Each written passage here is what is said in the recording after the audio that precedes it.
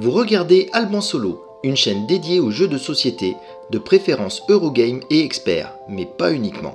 Je suis Alban et c'est parti. Bonjour et bienvenue dans cette nouvelle vidéo où je vous emmène de nouveau dans le monde des Incas, des Aztèques ou je ne sais quelle civilisation amérindienne. J'ai déjà fait des vidéos sur Teotihuacan. Vous devez savoir, si vous suivez la chaîne, que c'est un de mes jeux préférés. Et je m'étais précipité sur la campagne de financement pour récupérer le Deluxe Master Set, qui est vraiment incroyable. Je vous ai déjà fait un unboxing de cette édition pour vous montrer tous les composants. Là, cette fois-ci, ce que je vais vous montrer, c'est l'insert qu'on aurait mérité d'avoir avec un jeu aussi magnifique. Alors ouais, je pense que si l'éditeur Board & Dice voit cette vidéo, je ne vais pas m'en faire des copains. Mais autant j'ai été énormément satisfait de la réception de ce jeu quand je l'ai eu, quand je l'ai déballé, quand j'ai commencé à jouer en solo. Autant la dernière fois où je l'ai sorti avec des amis, le système de rangement qu'il y a là-dedans, c'est honteux. C'est vraiment la galère, la misère. Alors pour info, dans la boîte avant, il y avait ça. Donc ça pour mettre les ressources. Donc vous vous dites, bah ouais, ok, si, c'est bon, il n'y a pas besoin d'exagérer. Sauf que ça, les casiers, ils sont fixes. Donc on ne peut pas les sortir facilement. Si on veut tout sortir d'un coup, si on veut sortir les ressources, faut tout renverser d'un coup, on en fout de partout. C'est une vraie galère. De la même façon, pour les personnages, c'est exactement le même truc. Et une chose dont je me suis rendu compte en essayant d'améliorer cet insert, c'est que les cases sont même pas toutes à la même taille. C'est incroyablement mal foutu.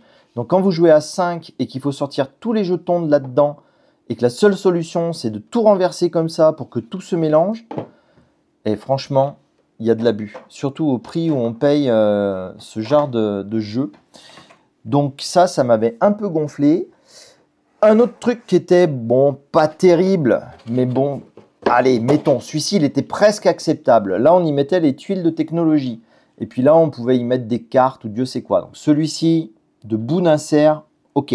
Mettons, ok, ouais, acceptable. Pas fou, mais acceptable. Mais alors, le pompon de la pomponnette, c'est celui-ci qui était au fond.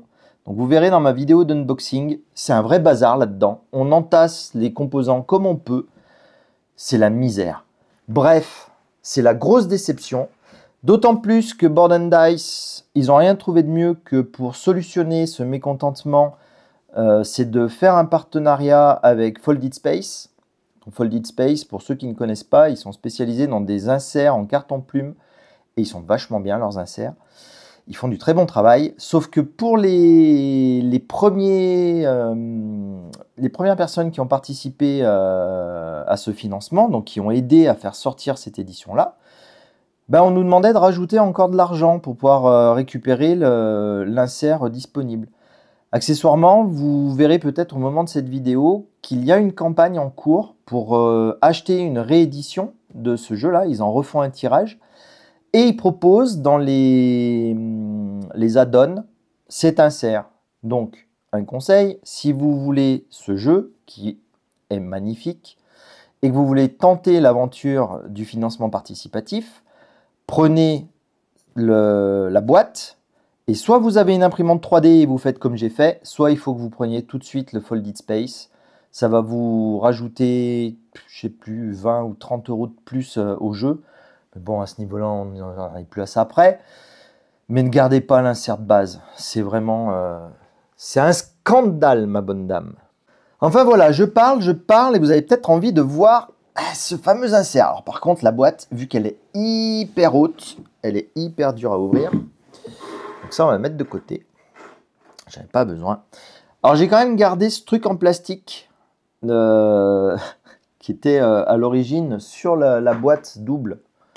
Donc ça, là, il y avait ce truc-là qui était placé ici.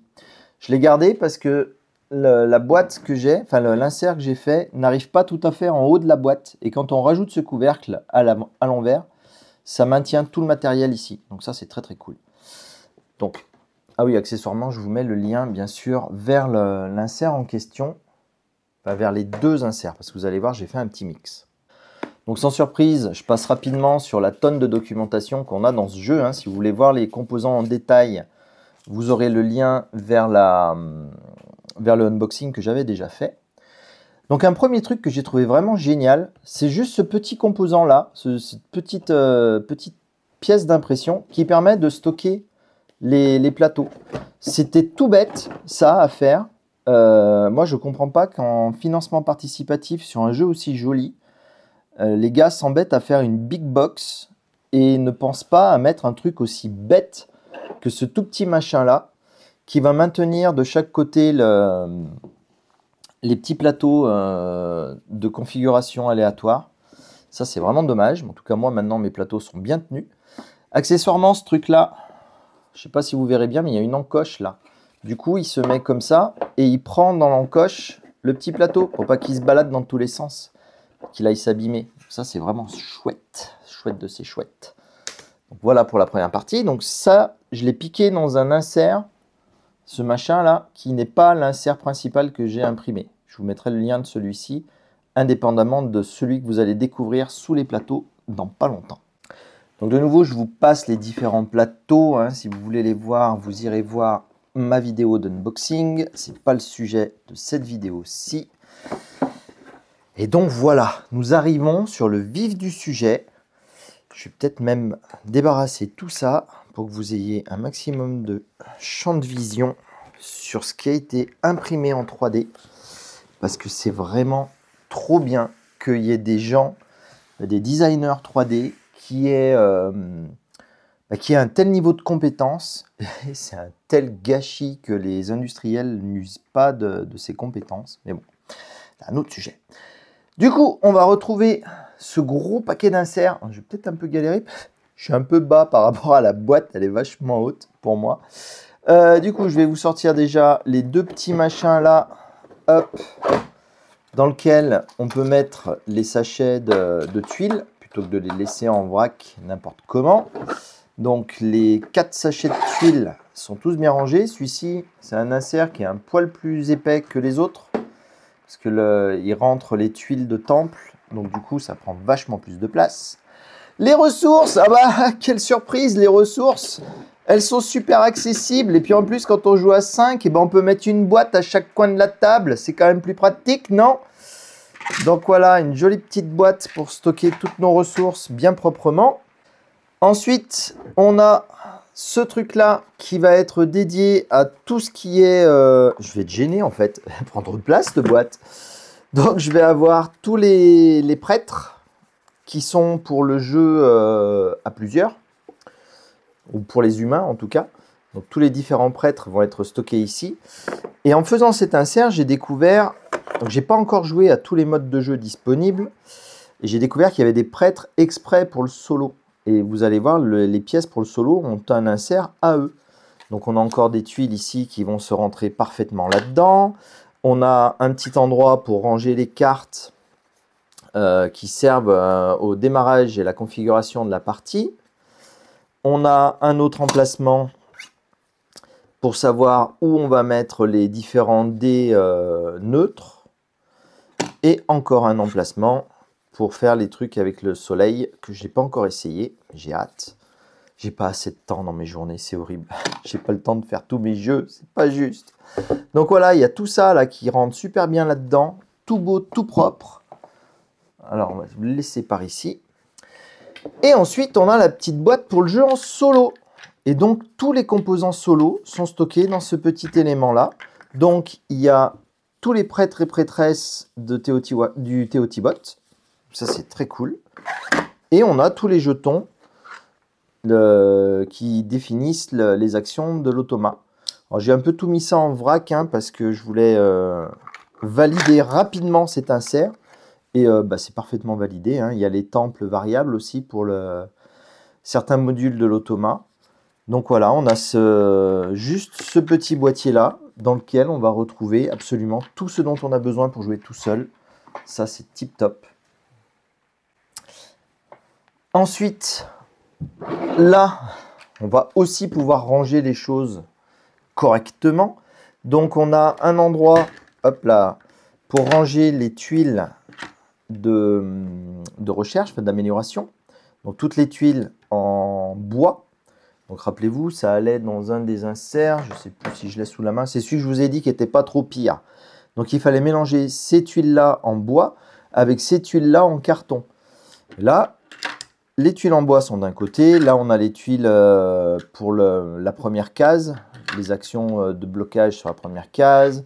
Là on a encore des tuiles que j'ai encore jamais utilisées. Si, ce sont les tuiles de scoring de haut de temple. Ces tuiles noires, celles-ci par contre je ne les ai pas utilisées encore, je ne sais pas comment elles fonctionnent, toujours aussi maladroit. Mais bon, il faudra que je m'en occupe, un de ces quatre. Maintenant que j'ai un joli insert, je serai un peu plus motivé. Donc les dés du joueur neutre, les pions de premier joueur, etc., etc. Les petites maisonnettes qui se rangent bien comme il faut. Moi, je les avais laissées dans un pauvre sac en plastique en les mettant dans les gros inserts. Voilà, pas cool. Ensuite, viens par là. Alors là, vous imaginez pas bien sur la vidéo, je pense, l'épaisseur de la boîte. Si j'arrive à faire un truc sans faire trop de dégâts, voilà, vous voyez par rapport à mes mains, j'ai pas des grosses mains, hein, mais la boîte est vraiment hyper épaisse. Du coup, je suis hyper gêné pour vous filmer tout ça. Donc cet élément-là va contenir toutes les tuiles qui correspondent à celle-ci, qu'on va poser à disposition des joueurs, histoire de ne pas se galérer avec les grosses tuiles. Et donc le gars a prévu l'extension 5e joueur, du coup il y a la place pour mettre les 5 tuiles, et il a fait des petits séparateurs tout le long. Donc les tuiles, on peut se récupérer facilement le groupe de tuiles qui va bien, et puis voilà, on est tranquille, plutôt que de se galérer à avoir toutes les tuiles dans la même grande boîte. Et enfin, on touche au summum de qualité. Alors je l'attrape au pif parce que je ne le vois pas. Ça sera le vert. Les boîtes joueurs. Regardez comme c'est bien travaillé. Il a même rajouté un petit logo Aztec, un K ou je ne sais quoi là-dessus. Super joli. Et donc, la boîte, on enlève le petit couvercle en essayant de ne pas tout péter. Hop. Et regardez là-dedans comme c'est bien rangé. On a toujours mes sacs machin. J'ai un peu d'impression 3D qui a fait un peu des films, ça, c'est pas grave. Et donc là-dedans, on va avoir tout rangé comme il faut. On a nos soldats qui sont bien rangés comme il faut, avec le prêtre, dans ce casier-là. Séparé, on a tous les petits jetons avec le marqueur de points, les marqueurs pour les temples, les marqueurs de recherche et tout ça. On a notre petit jeton de joueur. On a nos 4 dés qui rentrent parfaitement ici et qui sont tout à fait accessibles quand on joue dans des modes assez simples où on ne s'embête pas avec tout un tas d'extensions. On a même les jetons. Alors ceux-là par contre sont un peu plus durs à sortir. Il faut sortir les dés en général. Hop. Regardez comme c'est rigolo. Ça m'éclate. Quand ils prévoient des petits emplacements comme ça, hop, c'est le même style de choses qu'il y avait dans l'insert que j'ai imprimé pour évacuation. Je trouve ça vraiment cool. Voilà. Donc là, si c'était pas compliqué, nous faire une édition de luxe avec des jolies boîtes comme ça. Alors oui, d'accord, alors écoutez plus cher l'édition de luxe, certainement. Mais ça aurait tellement évité de déception de la part des acheteurs qui sont fans de ce jeu. C'est un gros gâchis, je trouve, d'avoir raté son coup sur ces inserts. Je vais essayer de tout vous sortir et vous montrer un petit peu... Une fois posé sur la table, tout ça, donc si j'enlève cette grosse boîte, donc vous voyez, les joueurs, ils vont pouvoir récupérer leur boîtier très facilement. Alors les plus perspicaces d'entre vous ont peut-être remarqué que dans les plateaux, enfin dans les couvercles, il y a des petits trous là. Le gars, il a prévu qu'on puisse y placer des petits aimants. Alors j'en ai commandé, je ne les ai pas encore reçus, je pense que je les mettrai pour, déjà pour essayer, parce que c'est souvent qu'il y a des inserts avec des petits aimants. Ils sont pas utiles, hein. Vous voyez la boîte, elle reste fermée quand même comme ça, c'est suffisamment serré. Mais avec le temps, comme le PLA prend du jeu, je pense que ça finira par être nécessaire. Mais donc, voilà, un joli Teotihuacan avec tout qui est bien rangé, tout qui est prêt à sortir sur, dans une partie, sans se prendre le chou, sans se battre pour essayer d'attraper ces fichues ressources avec tous les trucs tout beaux, tout prêts. Voilà, je sais pas ce que vous en pensez, mais moi je trouve cet insert absolument parfait. Encore une fois, c'est quelque chose qui est fait de façon bénévole de la part de ces génies du design 3D. C'est à rémunérer si vous êtes satisfait du résultat. Franchement, pour pas être satisfait du résultat, il faut être sacrément exigeant. Et donc, ça serait cool que Board and Dice en prennent de la graine, se rendent compte de l'erreur monumentale qu'ils ont fait avec ce jeu magnifique, et que la prochaine fois qu'ils nous font une édition de fou d'un jeu super, bah, s'il vous plaît, livrez pas ça, quoi. Il y a tellement mieux à faire avec les capacités qu'on a actuellement. Ah bon, voilà. Du coup, ça va être tout pour la présentation de ces différents morceaux d'insert. Ce que je vais faire, c'est comme dans mes vidéos habituelles de ce type de présentation, je vais reprendre la boîte et je vais essayer de tout remettre dedans bien comme il faut. Celui-ci, c'est pas un gros challenge, hein. Les composants s'imbriquent bien les uns dans les autres. J'espère ne pas être ridicule et je vais faire ça en condition du direct. Alors, par contre, je vais refaire un petit peu de place. Je vais écarter tout ça pour pouvoir ramener la grosse boîte.